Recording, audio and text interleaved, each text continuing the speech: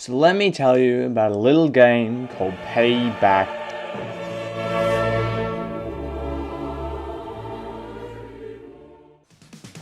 So I'm going to split this video into 3 sections. First, I'll talk about the story, then the campaign, then the multiplayer. So, let's begin.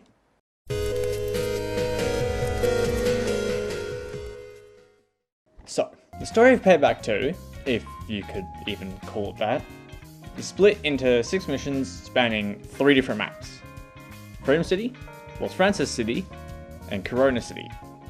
So basically, the whole gameplay gimmick to keep you in here is you commit crimes, so you shoot people, you kill people, you nick cars, you do all that to get the money count to go up until you reach the little number that it says to do, and then you win. Every single level in the story mode, except one, has this thing. When you start, you usually spawn next to a row of phone booths. If you complete these missions, you get a score multiplier, which makes the money counter go up faster. Now, the real issue here is just how much of a hit or miss the levels can be. Let's take the first level, for example. Ready or not. Now, this is the tutorial level, so it tells you the basics of story mode. But instead of doing that, you could just go to the corner of the map, which has a secret phone booth, which is interactable. If you use it, it takes you to the military base. Your objective is to steal a tank, and then blow everything up and beat the level in record time. Now this is cool. Well, this is more than cool, this is awesome. Because you don't see anything like this in any other level. But, if you compare that first level, which is cool, to the last one, that's when you start to run into problems. So the last level, Born Slippy. Originally there was a really boring section here where I rambled about something, I don't know. Anyway, the worst goddamn part of this level is how unbelievably dark it is. Like, you cannot see a thing if your brightness on your device is even medium. So you have to crank that super high just to see anything. It's not good. But other than that problem, it's just a copy-paste of the rest of the levels. Now, if we go back to what I said earlier, and I said every level but one has his gimmick, well, that level is called by the curse. The sheer reason this specific level is so good is for the fact that, I can't even, just watch the clip.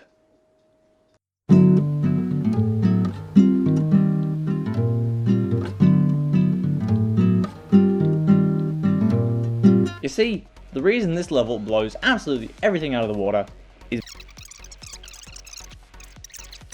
So let's move on to the meat and potatoes of this game, the campaign.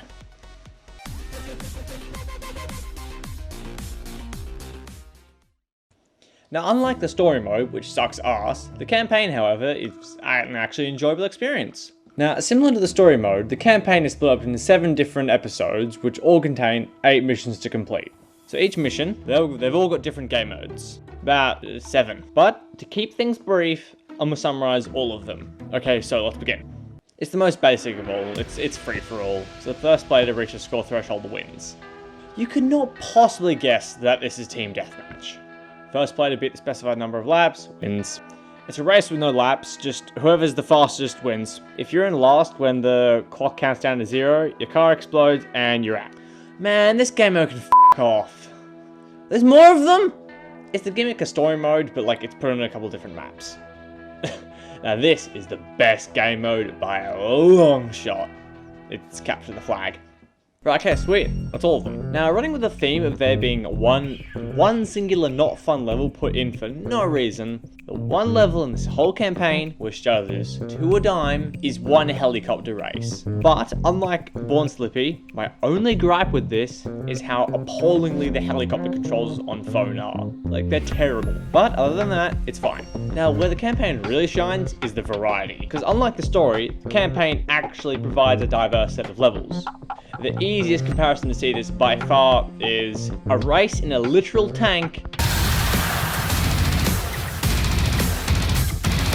and sitting in a square box waiting for a number to go up.